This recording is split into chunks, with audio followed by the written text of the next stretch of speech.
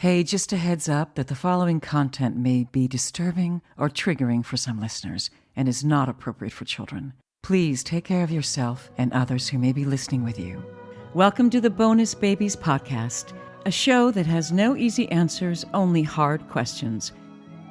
Without putting like stereotypes on it, like my foster sister and I were talking and she was telling me like people don't like Black women because we're going to say what we feel and we're going to say like how we feel. I don't know how to explain it. Like I totally agree with her on that, and I feel like I'm also a Sagittarius, so like we're very truthful. Like my friend was telling me this story about when this other girl who shares, and her name's Alexis too, she shares the same birthday as me. She had a lie one time and it looked like she was gonna throw up. And I feel her on that because we're not like liars. And so just I don't know, like knowing my worth and knowing that like I have a right to be comfortable in whatever situation I'm in, and I'm going to be comfortable no matter what people feel or how they feel or what they think, or that's not my business. My business is me. That's my number one priority. And if I'm worried about what someone else who goes home at the end of the day to their children and is thinking about me, then that's not beneficial to me, because at the end of the day, they're not thinking about me. They're thinking about them and their life. And I have to think about me and my life too. Can you tell me what you call the kids who you've cared for over the years? We feel that the children that we receive coming into our home are bonuses. So we call them bonus babies. I love that. This is your host, Jayne Amelia Larson, and I'm a CASA, a court-appointed special advocate volunteer for youth in foster care. Yeah, I know it's a mouthful. In the same way a CASA works, I explore all things in the foster care maze by talking to kids, parents, caregivers, attorneys, social workers, therapists, really anybody and everybody who will speak to me to keep the conversation open and the information flowing about all things CASA.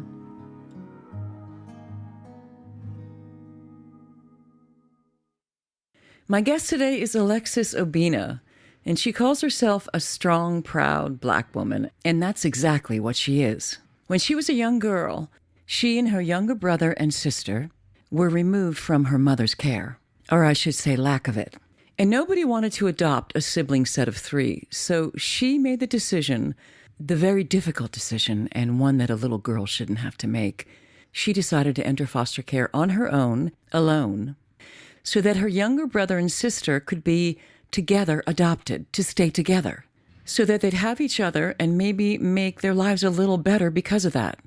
So she was all on her own from then on. Hi, I'm here with Alexis Obinna. Hi, Alexis. Hey, Hi. how are you? Good. I really love your sweatshirt. Thanks. You. Can I tell people what it says? Yeah, Assholes live forever. Yeah, it's weird. They do, right? they do. They're ever present. They keep on going. They stay in your heart and your mind way longer than you want them to. Right. Yeah, and sometimes the good people fade away, but hopefully not too much. So can you tell me a little bit about who you are, where you're from, how you're raised? So I'm Alexis. I'm a bachelor in social work student at Cal State LA. Right, you're working on your bachelor's now, right? Yeah, I have one more semester, so this semester is my last semester. Okay, good for you. Thanks. And then I'm from LA, so I don't know. I was born in Northridge, so like I'm kind of like a valley person. And then I lived in like LA and all over. I hear it a little bit in your voice. Yeah. Just a little bit. Yeah. So I like, staying in the valley in LA, but it's like so expensive out here because everyone wants to come out here and be like famous or whatever. Yeah, they do. Mm-hmm. Yeah. So like, but they don't realize that they push like all of us who live here out of our hometown. So it's like really sad, but just a little bit of mindfulness for today. And then I was kind of raised in foster care, like more than I was raised at home. Right. So when you say kind of, how old were you when you went into foster care? So I was like 8. 8 years old? Mm-hmm. Mm-hmm. Do you have any siblings? Do you have family that they were also in care with you, or were you separated from your family? Well, at first I had a brother, and then we were together, and then we went home for like 2 weeks, and then my sister was born, and then we all went into foster care, and then my brother and I were together for a little bit, and then my sister was in another home, and then they were trying to find like adoption places for all three of us, but it wasn't working because I was already like 15 or something, well, like already a teenager. And then so then I had to make the decision. Like, I was talking to the social workers and they were like, well, what do you want to do? So I made the decision to like make sure that my brother and sister were adopted, and that I just went through foster care. So then they got Wow. adopted. Yeah. Wait a minute. So you made that decision, or that Yeah. you contributed to that decision, to saying no? I want them to be able to be together, and it's okay if I'm placed separately. Yep. So in California, the legal age to make decisions for yourself as a minor is 12. And so except for with sexual and reproductive health rights, because there are some sexual and reproductive health rights that you can make for yourself before age 12. But other than that, to make like court decisions and real, I guess you want to call them real decisions of your life, it has to be age 12. But again, just having that like support and talking to your lawyers, because you can be like, I know myself and I know that this is not going to be good for me, because there's no way that youth can be self-sufficient if you don't give them the tools to speak for themselves and be self-sufficient on their own. Oh my goodness! Wow, what a big decision to make for a kid. Well, yeah, but you have to do it and you have to weigh like the pros and cons and everything. So then I mean, I think that like my brother and sister went to a good home. My other sister's in a closed adoption. So I only seen her once when she was like 1. Yeah, I don't know. It's weird because in the beginning, like the adoptive parents were really nice and like we're trying to make a like an effort to come and like see me, and they brought me like gifts and stuff, which was really nice. Yeah, you mean to try to make sure you had a connection with your brother and sister. They would reach out to you periodically to bring you in. Well, yeah, kind of. Like we would see each other like at least once a month or something, maybe more or something, and then um after, because my brother knows who I am, because I think we were separated when he was like 4 or 5 and I raised him, so like I was all he knew. And then oh, after the adoption was finalized, then they like stopped answering my calls, and then we didn't have as many visits. And then like I'm really sad about that because I did a documentary for PBS where I talked about that too, because it's like not fair, because they don't see like, even though maybe my brother has like issues or something, or maybe something's triggering him when I come around, I don't know, like I guess he acts out, they say, or something. And so like even though he acts out, they need to like show him more love than like negative reinforcement, because then like there's more problems that come with that. And then like if they're not answering my phone or not like letting them talk to me or letting them talk to my grandpa, then they even feel more alone and like nobody really understands them. And how can they open up to someone that like shuts out like parts of their life that are like important? So I just feel like the adoptive parents should have really thought about like how it really affects my brother and sister before they just like made all these executive decisions without them.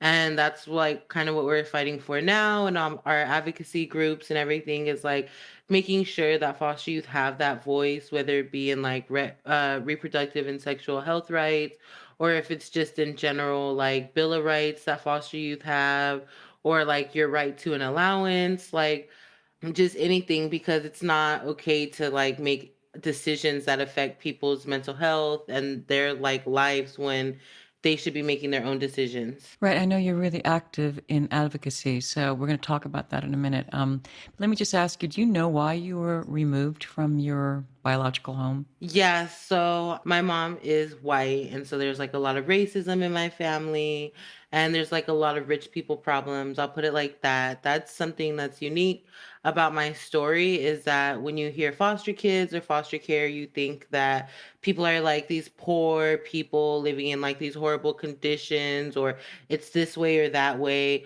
And like it's really not like in foster care, Hispanics and African American and blacks are disproportionate, but what they don't tell you is even though I may look black, my mom is white. And you have to factor all those things in because it wasn't a black lady who abused me, it was a white woman. And so there was like so many rich people problems. My grandpa was an executive chef. My grandma did things she wasn't supposed to. It affected my mom, and then my mom became like addicted to prescription pills. So then like it was like that whole story. We all know how that goes. And then like she became abusive. So yeah. Right. Can you tell me what are your first memories of being in foster care? You were 8, so you perhaps you have early memories, or maybe you blocked it out. Well, it's just crazy because like there's like a lot going on in my home, and so basically my neighbors kind of knew, and they were like, "Hey, like we don't want to be in your business, but like here's this number for like the department." And then they told me like who the Department of Children and Family Services are and what they do, but they tried to explain it to me like nicely. And so they were like, "Whenever you feel like you're really in danger, um So your call neighbors them." gave you So then, information. So yeah, so your neighbors yeah, gave you information as an 8-year-old about what to do if you felt you were in danger and who to hmm call. My. yeah, because the last time I was with my mom, she told me to make her a peanut butter and jelly sandwich, and I made it for her, and I left it was like a little, I think it was like a kind of sharp knife, but I left it on the plate, and I think she was like really high, so she told me like, "Oh, I didn't tell you to make me this," and then she like held the knife at my throat. So then I went to my neighbor's house, and I told them, I think it's time to call the people. And then we did that. And so ever since then, yeah, I've been in foster care basically. Right. And so did you go from home to home? Did you find a home that was right for you? Did you go into group homes? How did that work for you?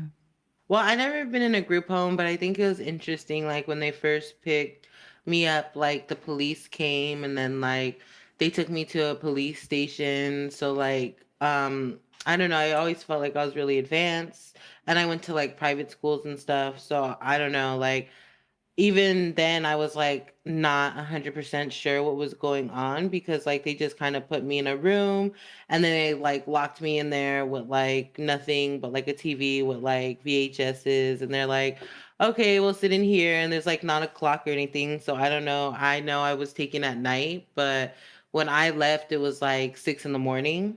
And so I don't even know how long I was in that thing. And then I did go to different foster homes, but like also I think it was amazing that like, and not in a good way, that like if they can't find homes for people, that they put a lot of people in like group homes. I've never been in a group home, but they did like put us in like homeless shelters. So they'll put you in a homeless shelter if they can't find you a home, which is like super counterproductive. I don't know. I always went to like foster homes or like kinship homes, which are like friends or like family members or whatever, but I always went with friends. And so I kind of found a forever home, but like I had a really racist social worker who didn't give me a bus pass. And then she went to my school and told the truancy officer that I should get a ticket for not going to school, even though I didn't get a bus pass. And then she was signing off that I was getting a bus pass and I wasn't. Oh, and then like my foster mom, her mom moved in, and her mom was like 80 or something. And like a really long time ago, she was being raped. And so she hit this guy on the head with a rock and killed him. But she didn't go to jail, but she like something happened where it went on her record. And so like my social worker, the racist one, found that out and was like, "Oh no, there's no way she could live here, blah blah blah. We have to move her immediately." Which it wasn't even like that. Like at first she was saying all she had to do was expunge her record. And literally the day that her record was expunged, is when my social worker moved me out of the house. So then, but that was around like 17. So then I went to like this foster home for a little bit, and it was pretty cool. Right. So you went from foster home to foster home, and you kind of found your forever home, but then not really because you were moved out of that when the older woman was moved in. When my racist social worker, yeah. Right. Right. And then you got to be 18, and then what happened? So I think I did like the supervised independent living program where they give you like money to find an apartment or rent a room. And there was like a lot of problems with that because like it was very new. And so like anything that's new is always like very like problematic and like, oh, how do we do this? How are things like funded? How are we gonna make sure like they're in a safe environment? And then I went to like a transitional housing because one of my roommates moved out and didn't tell me, and then like I couldn't afford the rent on my own because I was like so like I had a bank account since I was 13, but it just I didn't have a job. I didn't have any like steady income besides the SILP check, and I couldn't use the whole SILP check. And like I mean I had a job, but like still I have a lot of things to pay. And so I went to transitional housing. And then after that, I turned 21 and I went to another transitional housing. But then there was like some weird girl who was not a foster youth and she was like addicted to drugs and all this thing. And like she's really like whacked out. And she, I don't know, she didn't like me. So she would call like the police or she would call the landlord and tell him like, oh, I was playing very loud music or like I was arguing with people, even though like I wouldn't be there and I would have like proof that I wasn't there because I love posting on Snapchat. And so like, but they just didn't believe me. And also the manager hated me because like I stood up for myself because we had like poop that came out of the tub and came out of like our sink and our toilet. And There was sewage in the bathroom coming out of the toilet and the sink and the yeah. bathtub. Yeah, and this was at like 7, 8 in the morning that we found out. And then because we had all just like woken up. And then I called the landlord and she didn't come until 10 o'clock at night. And oh my God, I was so mad. And then I was talking to all the neighbors and they were like, oh yeah, this happened to us last week. This happened to us 2 weeks ago. This happened to us 3 weeks ago. Like, why didn't you guys say anything? Like, you could literally sue this lady. Well, the lady came and like kind of fixed it. And then there's poop everywhere and she told us to clean it up. So then I couldn't do it because I have anxiety and stuff. And then I had to call like these people who deal with that. And they were like, oh no, they gave me the right information. So then they told me to call her back. So I called her and I was like, hey, if you don't clean this up, like I'm gonna have to call the health department. And she told me do what I need to do. So I called the health department and then she had someone in there in 15 minutes. But I was like advocating for us. Like, we're not going to stay here. We need to go to a hotel. I don't care who's paying for it. I don't care. This is disgusting. You have to rip up the floors. We watch poop water sink into the bottom of the floors. The poop water, because they let it sit there for so long, went 6 inches high up in the wall. Wow. Like, it was disgusting. Yeah. So she wasn't even trying to fight for me. And this is a transitional housing. This is somewhere that is county government funded, that they're supposed to make sure is safe. And I'm getting kicked out because technically you don't have tenant rights when you live in a transitional housing. All that is kind of gone.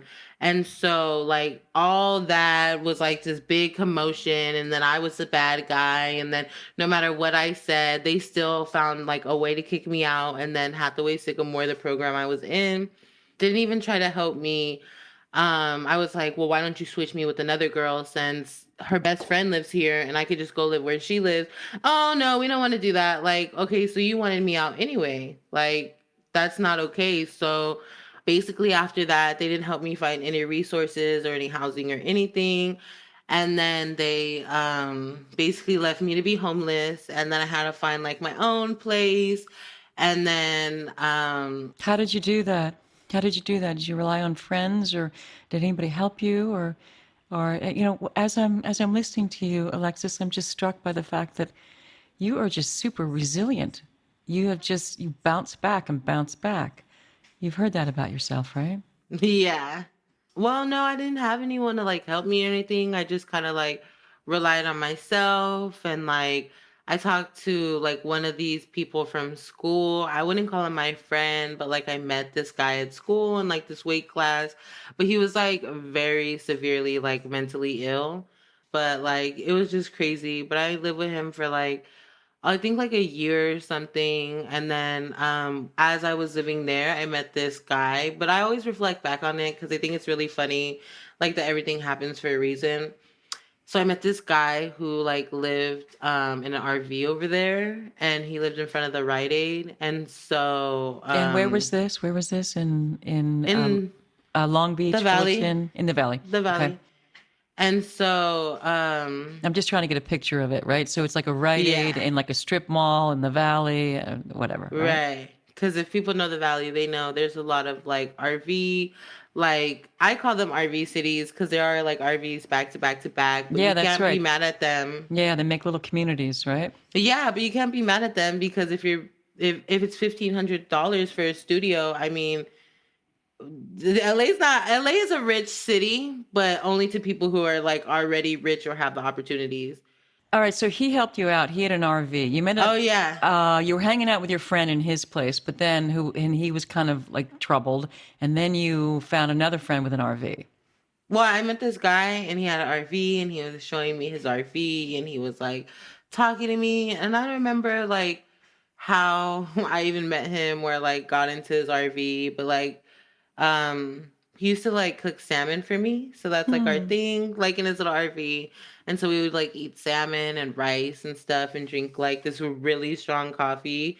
And then he was telling me like, "Oh yeah, you should live in an RV because it's like easy." And he always tells me like I'm a dog and like I could be wherever I want and like I could go wherever I want and like nothing could tie me down. And I'm like, "Oh, and we were born on the same day." So I think it's so I mean, he's obviously older than me, but I think it's so funny we're both like December 15th people. And so he was just telling me like, "Oh, it'll be easier to like just live in an RV." And I thought about it and I was like, "Okay." And then he was like, "Don't worry. I know like this guy who can like you can park your RV there and hook up to water and power and like work for them." So I did that for a couple of years and then I worked like self-employed for a construction company. So I did their security and in return they paid me really well. And then they also allowed me to park my RV on their property and use their electricity and their water. And like, it was really cool. Right. What if you're on your own in an RV? Did you ever feel frightened, or did you feel a little bit vulnerable, or were you like, no, I got this?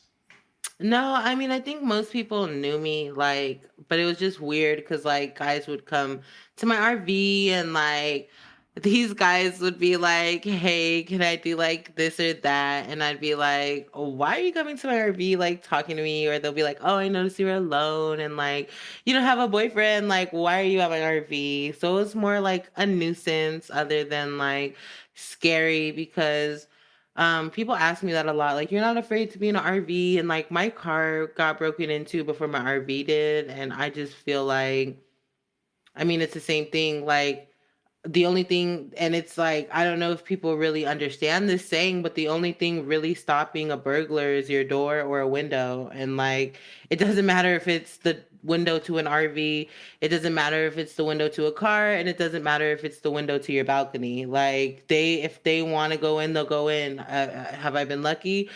Kind of. I mean, I've had some break-ins, but I wasn't there, so maybe that's a good or bad thing, but I don't know. Right. So you're a sex worker, right? So how did you get into that? How did that play out for you? Well, I think it's because like foster care, they don't give you like what you need.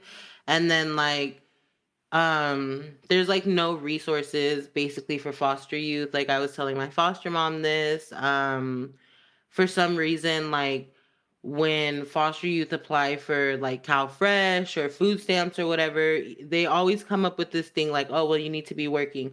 Okay, so you start working.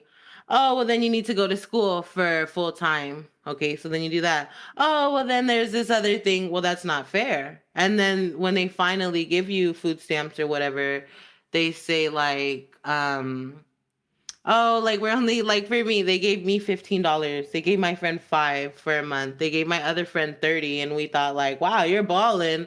Like they don't help us Wow, because people can't live on that. yeah, but I guess they feel like the county is supposed to have our back. I don't know what it is, but I mean, I'm grateful for the Medi-Cal, but like we need like to eat too, and like we need places to live. We need like it's not fair that when there's housing, I was just having this conversation. It's always foster youth and it's never just foster youth. It's like we built housing for foster youth and mothers. Well, then you're going to take the mothers before us, foster youth and families. Well, you're going to take the families before us. Even when the pandemic hit, people told me like, oh, we don't have food at the food bank for single family homes. Do you have children? Like, and I always make this joke or whatever you want to call it. I mean, I have dark humor. So it's like, I always say I have to have, because everybody knows I don't want to have kids. I tell them I have to have like 10 kids to even get assistance. And it's not fair because even when I go on like Section 8 or the Los Angeles Housing Authority or whatever, it says like the 4-bedroom, 5 bedrooms, they're open. They've been open. They're always open. They said they were open since October 2020. And like every month they just keep updating like open since December 2020, January 2021. But when you see the 1, 2, and 3 bedrooms, it's like there's nothing, and that's not fair because it's always foster youth but we always end up somehow falling through the cracks. And so, I mean, in the end, you have to do what you have to do to, I mean, make ends meet or do whatever or find a place to live or whatever. And that includes the sex work. Yeah. Right. So how's that working for you now with COVID? Are you doing phone stuff? Are you doing video stuff? Because isn't it harder to meet people in person, or maybe you are meeting them in person? How's that working out? No, I have like a heart murmur, so I can't. But no, I've taken a break because I do like a lot of self-employment and then like having to go to school and finish my last semester. It's been like a lot. I think that was like when I was like younger and like fresh starting out. And then like, I think that's something people don't talk about a lot, but like how mentally and like physically draining it is. And it's not like fun. Like maybe in the beginning it's fun, but it turns into like any job, like the respect aspect to it, or like I also have morals. So, And I remember when I first heard you talk about this, you also see your sex work as empowering. Yeah, it's just a right. job now for you, but especially when you first started, it was empowering. It was a way for you to take control of your own body and what you did with it, and also your own livelihood, right? Right. And how did that first happen for you? You were like, yeah, I can do this. I like it. Or maybe I don't like it, but I can do it. It's way better than some of the stuff I've done. I don't know. I think it's just like a cycle. My friend had a friend who was in foster care too, who did it, and she was older than her. And then she went in it, and then she did things with like porn stars and stuff. And then she was like, oh, I didn't want to tell you because I thought you'd be disappointed in me. And I was like, no, I don't think that it's like bad. I think that like, I mean, you're your own boss in a sense. You have to like be able to put people in their place. You have to be very strong-willed. I was like, oh, that's really cool, you know. And she would always like buy me things because she would like have a bunch of money. And then like, I was like, why am I like waiting on my allowance when I could just do this too? So I think around like 18, I kind of started learning about it and like where to go and like how to do things and who to talk to and how to talk to people. And then after that, I don't know, I just kind of did it for like kind of a long time, like till I was like 23-ish. And then I kind of like stopped because I got like really. How old are you now? Because you look so young. I'm 25. You're 25? Yeah, you could be like 20 and you describe yourself as a strong Black woman, right? Yeah. Yeah, I really like that because unfortunately, our listeners can't see you, but you're a very lovely woman and also a strong Black woman. It's like a really great combination. And you've also written a lot about that. So why don't you talk to me about some of your advocacy and some of your writing and what's important to you, and also Blue Table Foster Talk, which you're intent on establishing, right? Yes. Why the name Blue Table? What does that come from? So I wanted it like there's Red Table Talk with Jada Smith or whatever. Yes. Mm-hmm. It's kind of like a tell all, like where you're supposed to be like truthful or whatever. Right. And so I felt like, okay, well, blue is May is Foster Care Awareness Month. And so our color would be like the light blue. And so I was like, okay, so the blue table would represent like, foster care. And then we're just having like a foster talk. So I'm going to do things like all things that you really need to know, like at 16, what do you need to know? What kind of services should you be getting? What kind of services are out there? Being able to have a passport and not having to pay for it yourself. Things about like financial aid, about housing, about I put together a foster youth school packet. So it has all the schools in California and what they offer. So their Guardian Scholars Program, but they're all different. What they provide to foster youth, what are their main services, what does the housing look like?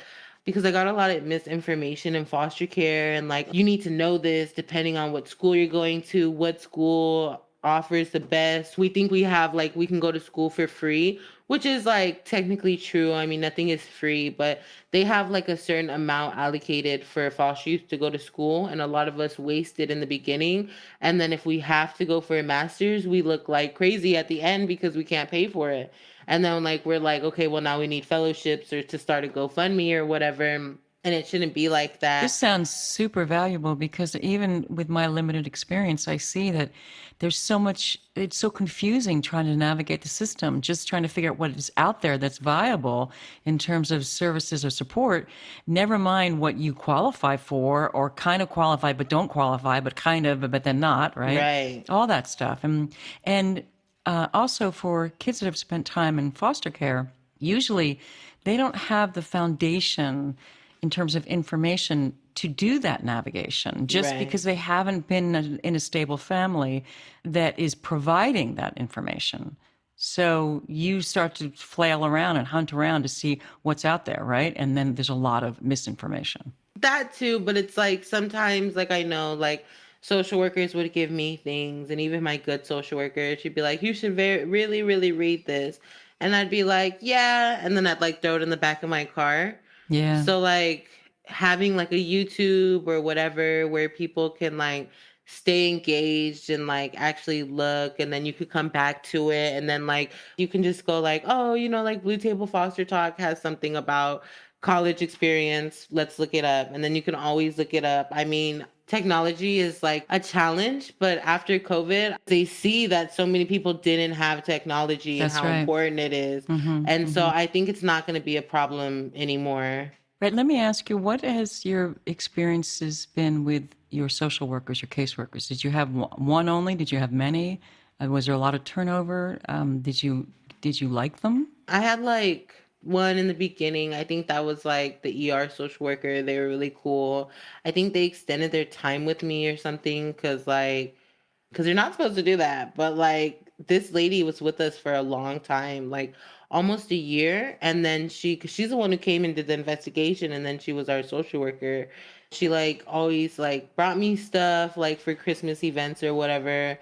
And then made sure I went to like Christmas events. So that was cool. And then I had like, I think I had like a guy or something. I think it's like when you switch locations or something. You get like a new social worker if it's That's like too far or whatever. Yeah, that And happens. so I think the last time I got like my super racist social worker, I think like one of mine retired or something. And then she came and she was just so bad. And I literally had her for a long time, like 2 years. It was so bad. I stood in front of her because I told her like, I'm through with this. Like, you're going to stop lying to me. You need to tell me, like, why won't you give me a bus pass? And then I stood in front of her. I mean, all my foster sisters were there. So they were like, oh my God, Alexis, just let her like pass or whatever. And I was like, no, it's not fair that she didn't let me have a bus pass. I mean, it was either I'm going to stand in front of you or like, I'm going to put my hands on you. And I don't want to do that. Right. So why was she lying about it, you think? Because it's not like she's keeping it for herself. She can't use it. I don't really know what she was doing. It's none of my business, but she was signing off on it because I told my lawyer I want to stand in front of the judge and ask, because she told me, the judge told me that I wasn't allowed to have a bus pass. So then I told him I wanted to stand in front of the judge and hear that myself because, I'm a Sagittarius and we got to hear it for ourselves. And the judge is like, "What are you talking about? Like, I never said that." I had to stand in front of her, and then I stood in front of her car. So then when our next monthly visit came, like this new lady came, and then she was like, "Oh, I'm your new social worker." And I was like, "What happened to my old one?" And then I guess my old one said that I keyed her car. So then when DCFS was like, "Oh, can you show us the evidence?" She said that she already got her car painted. So she just lied regularly. Wow. Well, welcome to the Palmdale DCFS office. Let me ask you something about you. What is about you that allows you to fight so well for yourself? Because it sounds like you did it from an early age, and a lot of people can't do that. Did you learn how to do that? Did you just decide this is it? If I don't do it, no one will? What is that about? Without putting like stereotypes on it, like my foster sister and I were talking, and she was telling me like people don't like Black women because we're going to say how we feel. I don't know how to explain it. Like, I totally agree with her on that. And I feel like I'm also a Sagittarius. So, like, we're very truthful. Like, we're not like liars. And so, knowing my worth and knowing that, like, I have a right to be comfortable in whatever situation I'm in, I just have to keep moving on because there's no point. Because I was like a real crybaby when I entered the system. And then they kind of told me, like, you can't do that if you're going to be in foster care. And so, I mean, Who told you that? that's what I did. Who told you that? You remember that there were adults in your life saying you got to get it together. Well, it was like foster kids and stuff. I see. They were telling me, you have to like not cry and stuff. And so I don't know. I just always felt like if wasn't being treated right, then I'm not gonna stay or I'm not gonna listen. I'm not gonna. No, it's not okay. Right. So can you tell me about the not-for-profit that you hope to start to help foster kids? I know that you're working on the Blue Table Foster Talk, which I think is a brilliant idea, but you have some long-range plans, don't you? Yeah, I do want to start a nonprofit. Right now, I'm kind of like on community asset building and kind of like how to do that and like how to build basically generational wealth. Like right now, I'm looking for housing, and it's not about me or my money, which is why I can't get housing. Number one, there's too many people here. Number two, there's redlining. Number three, there's people who will just straight out not work with you if they know what you look like. And like,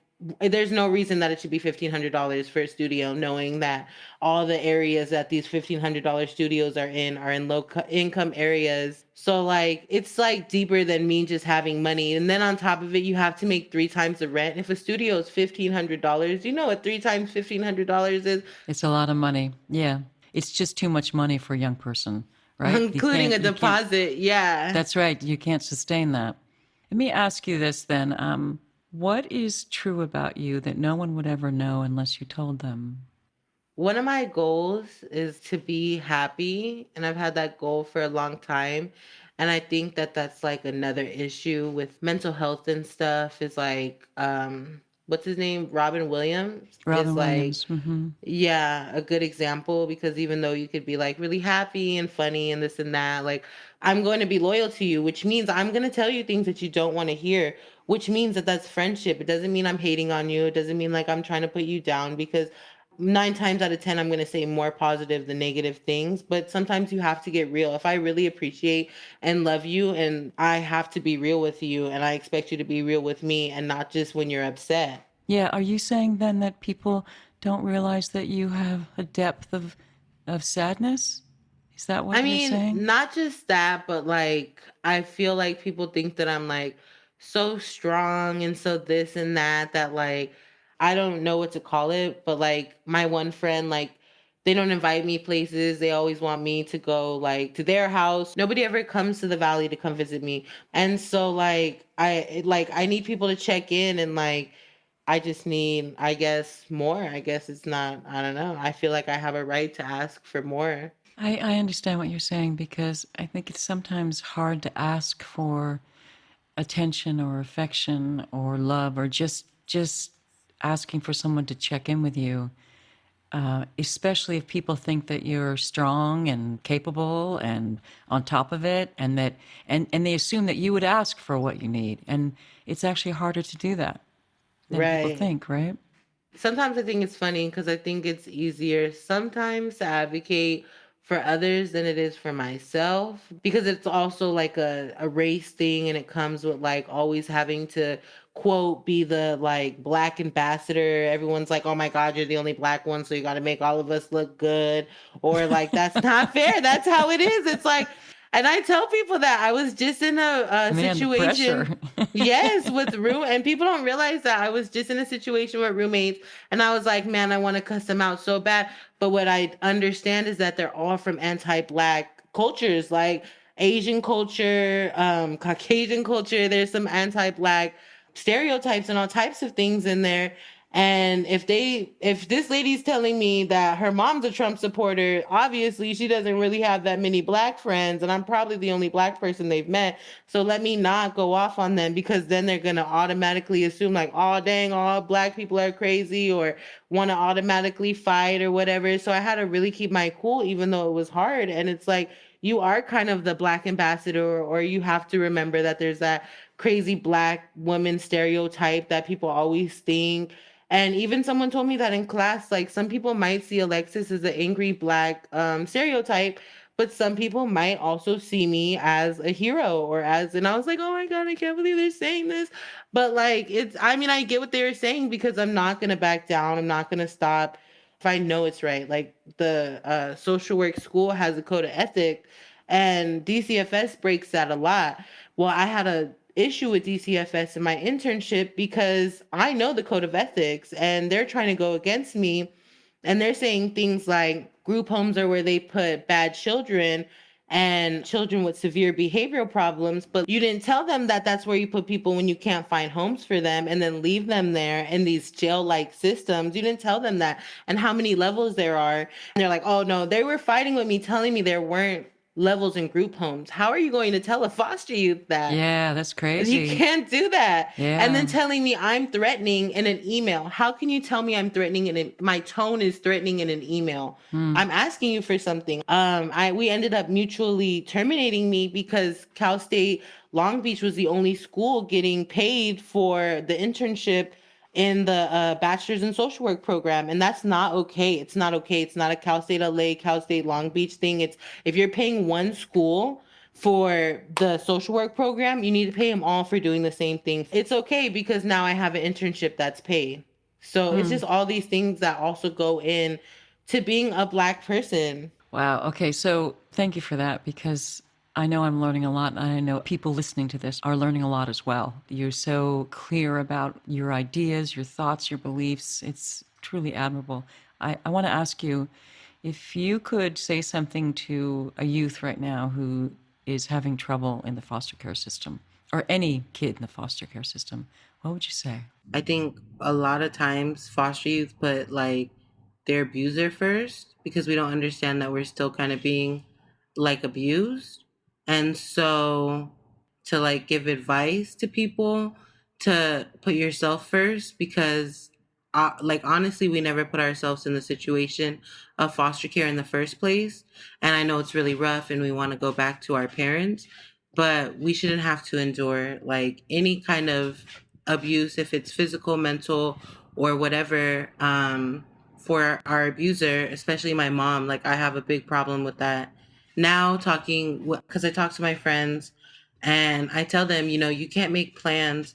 You can cancel them because you can let me know, but you can't just be like, oh, I'm on my way, and then never show up, because that's very triggering for me, because my mom did that a lot. It was really hard to put myself first, but I felt like once I started putting myself first and putting myself in situations that were better for me and not like convenient for my mom, like, oh, this is close to where my mom lives, then I saw like a lot more positivity in my life and a lot more like love come into my life. So I would definitely say to start at least building like soft skills, and then also think about joining places like CYC and NFYI. I mean, I felt like I advocated for myself, but after joining CYC, I just was able to articulate myself more. I was able to clearly express the issues I was facing. Right. And what is CYC again? What does it stand for so that our listeners So know? California Youth Connections. That's right. Or the National Foster Youth Institute, because they really help you and going to advocate for other people and learning how to talk to congressmen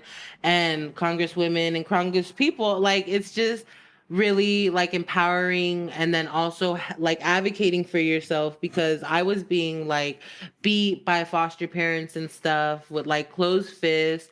And I was saying everything was fine because I was trying to see my mom whenever she felt sober enough to come see us. You should not think about what I want to see my mom. I want to see this. I want to see that. Yes, everybody's end goal is like placement back into your family reunification or whatever, or finding you a permanent home. But I would just say, like, no matter what situation you're in, always like advocate for yourself. Don't be like narcissistic, but always put yourself first and do the thing that Snoop Dogg did. Like, always make sure like you thank yourself for waking up, thank yourself for rolling out of bed. It's not everybody else's. It's not that you got into a college or the college accepted you. It's that the college that you accepted the college, you applied for that college, and if you had the mind to get in, then it should be an honor that you picked them and that they didn't pick you, because that's just how it is. Like, you have to carry yourself like you're like the person. Yeah, I really thank you for that, because the reason why I find your story so particularly compelling is because I know you've learned how to take care of yourself. And I think you set a really good example for people on how to do that, how to think about that, how to have systems in place in order to protect yourself, in order to take care of yourself. So what I ask you now is, what is it like for you now as an adult when you look back on your childhood? How do you feel about it? I don't know. I feel like in my teenage years or my transition age youth years, there was a lot of I don't know, kind of like negative responses, and I think it's because I didn't handle what happened in my past, or like understanding like benefits of having things like therapy, and then actually like talking through things. And like I don't know. I really set boundaries with my therapist. Like, I don't want to talk about like my story again and again. I want to actually talk about like, okay, when people do this, I feel this way. Like, how can we identify what that is and how can we change that? And now I have a lot of healthy coping skills and stuff, and like, but And then, so you've recently had some terrific successes. Can you talk to me a little bit about that? Didn't you get a new job and you got a new internship and you got a new this and a new that, right? yeah, I work as an intern at the She Ready program with Tiffany Haddish. And so I do work for a PR firm called Covert Creative, and they're pretty cool. I learn a lot of like PR stuff and I really love it. And I'm really grateful that they extended my internship for 2 more months because I'm excited to learn more about it. We work with the California Department of Social Services, but specifically with wraparound, to make sure that they are using like fidelity and thinking about youth and youth voices when making like important decisions or policies or changing how people do wraparound. So we're doing a lot of good work with them. And then I did just move, so that's cool. And you And moved too. Wow. Okay. Right. So your situation is a little bit better because your housing situation was tricky last time we spoke. yeah. You're in a good place now, a safe place, a happier place. Yes. That's really good to hear. And is there anything else that you want to say? I don't know, it just doesn't matter where you came from. You can always like achieve whatever you want, basically, as long as you believe in yourself and have like the right support, because not everybody could just do this alone, especially foster youth. But there are new programs and a lot of people who are willing to help. So like, even if you want to be a doctor or a lawyer or whatever, that's possible. I don't care, anywhere I go, like I'm going to feel like I belong here and like I worked hard to get here. And don't let anybody or your own thoughts put you down, because I know we do that a lot as humans and we overthink things. In the end, I mean, they're all just words. You just have to push through it and have healthy coping skills and support systems. And then you can really achieve anything. This is really valuable, Alexis. Thank you so much. Thank you for spending time with me today. Thank you. So, Alexis Obinna, a strong, proud Black woman, is building a strong and happy future for herself. And she's fighting for it. She's fighting for herself, she's fighting for what is right, and she's fighting for other people, too. She wants positivity in her life, and she's making positive things happen. So good on you, Alexis. Keep on doing it. If you see something, say something. If you suspect that a child's health or safety is jeopardized in any way by parents or anyone else, contact the Child Protective Services Agency in your county.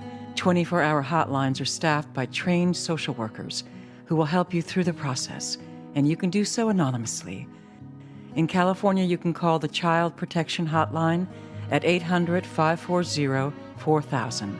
So if you see something, say something. You might be saving a child's life. I want to thank the supremely talented Christina Apostolopoulos for her beautiful music, Eferisto. To hear more of her music, go to Spotify and Instagram at Christina Aposto. That's ChristianaAposto. I know you want to. Her stuff is really great. And thanks to my audio producer extraordinaire, Marcos Campito. I'm glad I found you. Thanks for listening, and if you like what you hear, please rate us and hit subscribe.